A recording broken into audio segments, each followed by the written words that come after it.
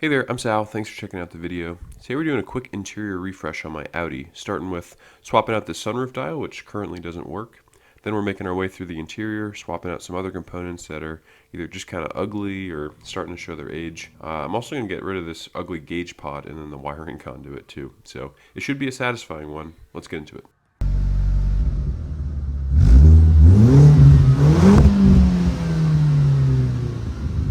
Okay, so starting inside, the first thing I want to address is the sunroof dial. You can see the car's on and nothing happens. Doesn't matter if I push, pull,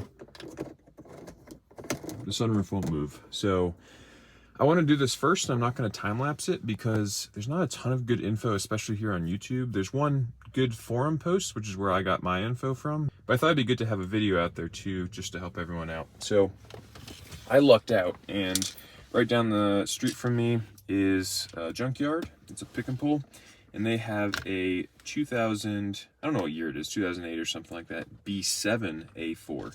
And the forum post said that the sunroof dial for the B7s will fit a B6, but it's been updated. Just the interior stuff, the way that it registers, what position it's at and everything has been upgraded. But it fits the exact same mounting position, same exact wiring and everything as the B6. So we're going to be swapping it out. You can see it looks a little bit different. The color's a little bit off, but I think it's one of those things, once it's in there, you won't really notice it as much. And I mean, it's worth it having a working sunroof for 10 bucks, which is what I paid for this whole assembly here. And I'll just be using this one piece out of it. So let's get into it. First up, we're just taking off the clear lens here, and you can see they actually have cutouts for a screwdriver to fit in there. You can just do one of those. Don't break it when you drop it. And then under here, you can start prying up the rest of this panel.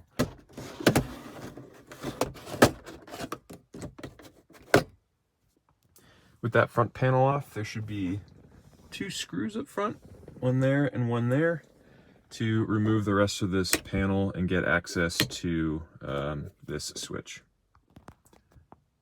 With the 2 screws removed, you can just start pulling down the whole panel, and it should just release like that. Again, be careful, you don't want to break these clips. They can be kind of brittle. But next we'll just disconnect the dial right here. Good news is we don't have to remove this whole panel. We can just do the dial right here because it just has these 3 screws holding it in, and then of course the wiring. The screws are tiny little Torx bits. I think they're probably a T10 or T5 maybe, I'm not sure. I just have a little Allen key, and that seems to work fine. They're in there with such little pressure that it's not going to strip it out or anything. But this connector up here is just a pressure fit. There's no clips or anything holding it in, and then same with this one, but this one's easier to take off once you remove the 3 screws. With the 3 screws removed, you should be able to just remove your dial like this, and then disconnect this. Like I said, it just slides out and pulls apart. Comparing the two with the old one on the left and the new one on the right, you can see it's got the same connector. We can reuse that there. These are the same power and ground wiring there. And yeah, the holes line up. Everything is a perfect fit, aside from just the mechanism on the inside. There's the new dial all hooked up. You can see the ground and power cables just loop around where that screw goes, and then the other wiring plugs right in. No issues there, and everything is all secured. So I just pushed the panel into place really quickly, and then with the car on, you can see, give it a twist. Oh baby, that's awesome.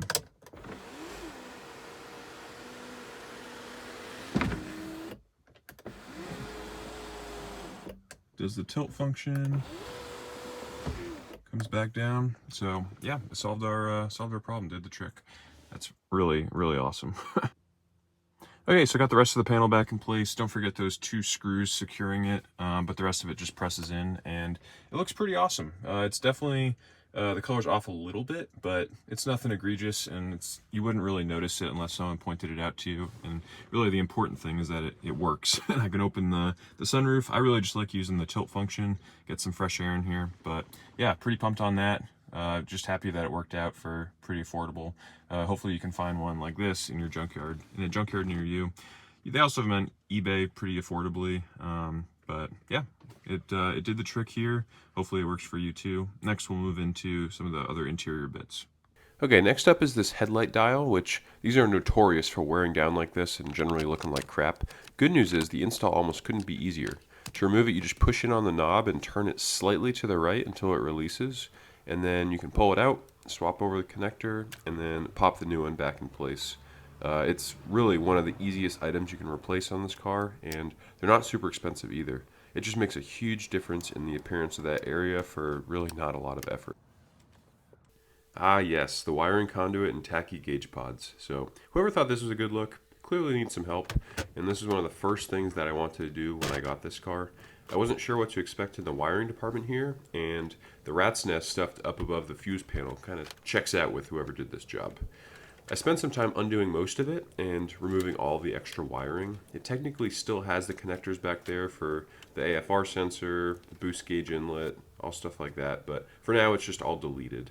Another concern was that they had screwed down into the dashboard in order to secure this stuff, but thankfully it was just all done with adhesives.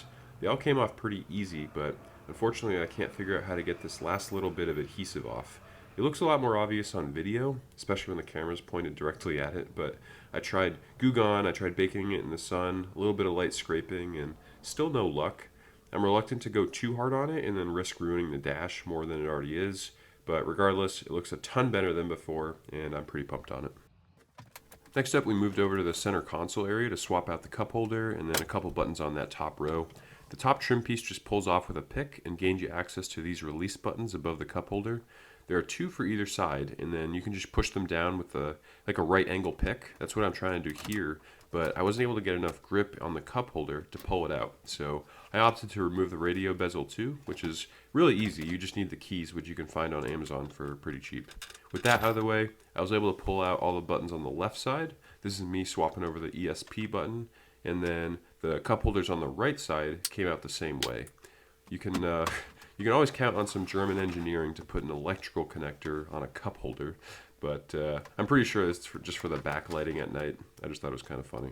But swap that over, push the new cup holder into place, and I mean, we were on the home stretch. Everything else just clips back into place with really no hiccups for me. This was another thing that I wanted to do since I got the car. These buttons are just right in your line of sight when you're driving, and were a total eyesore. Ooh, talking about eyesores, these window switches on the driver's side and the trim around them are not the best. Not only are they ugly though, but the rear window lockout is broken, that bottom button there. So the rear window switches don't work. It's supposed to stay in the down position, but this one keeps popping back up, and I just don't like leaving stuff like that. So I was hoping it would be an easy swap for these switches, but you actually have to take the door panel off. It's not terribly hard. It's really just popping off some trim pieces and then removing a bunch of screws holding it in place. And then with the door panel off, I was trying to get the switches out through this little access hole you have, but it was just too tight. I opted to just remove the whole armrest and then attack it from there. It's still really difficult to get out, but a little patience went a long way, and eventually I got it out. The new ones look quite a bit better than the old ones, huh? But anyways, popped it back into the armrest. That went a lot easier than taking the old ones out. Got the armrest back on the door panel, back on the car, all the panels and screws back in place. And this is what it looked like before. Again, that button was broken. That was the main motivation for fixing it. But now it's all good to go. You can see it's still a little beat up. If any of you guys have ideas on how to fix that, I'd greatly appreciate it. These buttons in the center console, the befores and the after is really satisfying. I am super pumped on how that came out there. Same with this headlight switch. It makes a huge difference when you touch it every day when you drive the car. It looks a ton better.